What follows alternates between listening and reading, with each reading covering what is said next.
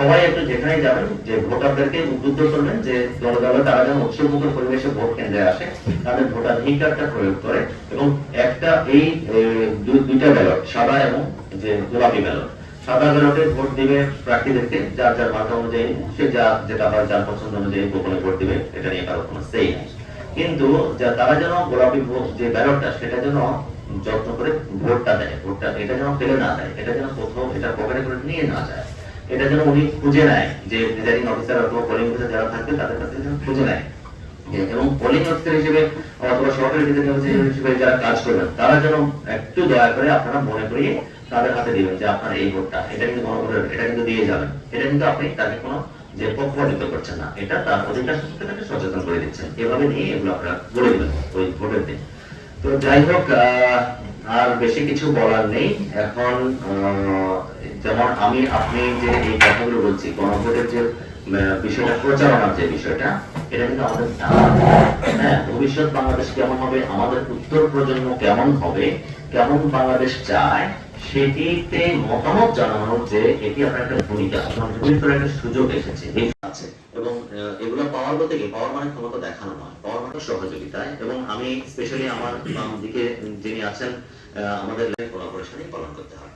তো সেই ক্ষেত্রে এই যে এখানে যদি গ্যাপ থেকে যায়, তাহলে এই দায়িত্বটা একলা ওনার সুন্দরভাবে একটা নির্বাচন তুলে আন, নির্বাচন যেই আসুন, আমাদের কোনো মানে চাওয়া পাওয়া না।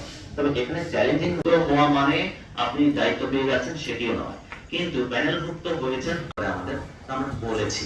তো আমরা হোপফুল, এটাকে যদিও কোনো এনশিওর করি হ্যাঁ ভোট মানে তাহলে আমরা ইতিবাচক পথে, ইতিবাচক পরিবর্তনের পথে সংস্থা যে যদি হয়তো সভা সমাবেশ করছে, সেখানে আপনি হয়তো রিকোয়েস্টে আদেশ ছিল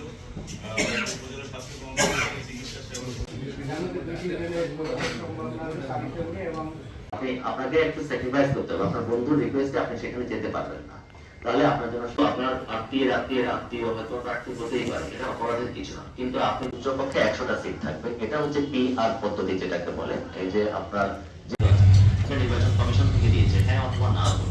এখন এই যে হ্যাঁ হ্যাঁ টিচার হবে সেরকম সুযোগ নেই, সবাই নৌবাহিনীর অফিসার হবে সেটাও সুযোগ করছেন। আপনারা জানেন মানুষকে নিয়েই আপনাদের কাজ, মানুষ হ্যান্ডেল করাই কিন্তু সরকারের স্বপ্ন এই BCS পরীক্ষা। সেটা যে নিশ্চয়ই আমরা চাই, আমরা নিশ্চয়ই পেছনে হাঁটতে চাই না, তাই না? কি বলেন, আমরা কি পেছনে হাঁটতে চাই সবাই? যে ভোটের জিনিসপত্র, যে অনুষঙ্গ ব্যালট পেপার, এগুলো সবগুলো পাঠানোর জন্য হেলিকপ্টার আমাদের কাছে যে মাস দুয়েক আগে সিনিয়র সচিব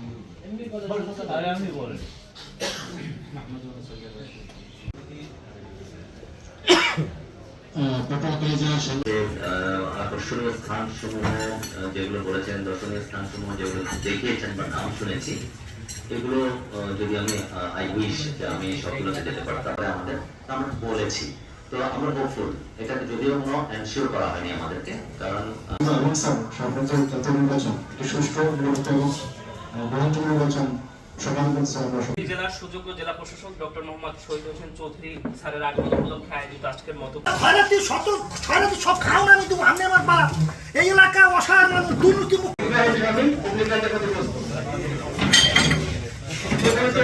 আমি যাই। Thank you sir.